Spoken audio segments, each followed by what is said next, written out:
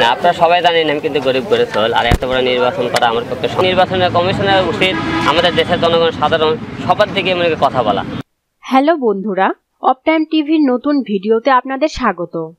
এবার উপজেলা চেয়ারম্যান পদে ভোট করবেন হিরো আলম। একাদশ জাতীয় সংসদ নির্বাচনে জামানত খোয়ানো আলোচিত অভিনেতা হিরো আলম আসন্ন উপজেলা পরিষদ নির্বাচনে অংশগ্রহণ করবেন। ভোটের পরিবেশ থাকলে তিনি উপজেলা চেয়ারম্যান পদে নির্বাচন করবেন।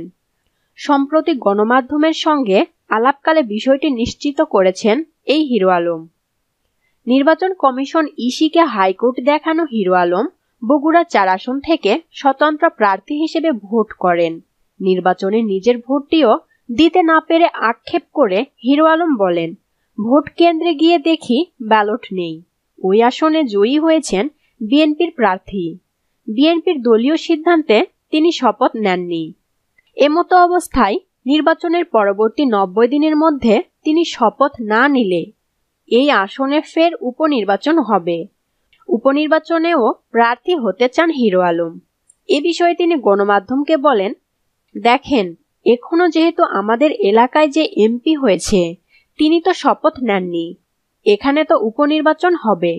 তবে পরিস্থিতি বিবেচনা করে দেখব, যদি দেখি অবস্থা ভালো আছে তাহলে ভোটে আসব, আর যদি দেখি যে অবস্থা ভালো নেই তাহলে যাব না। এদিকে আগামী মার্চে উপজেলা পরিষদ নির্বাচন হতে যাচ্ছে।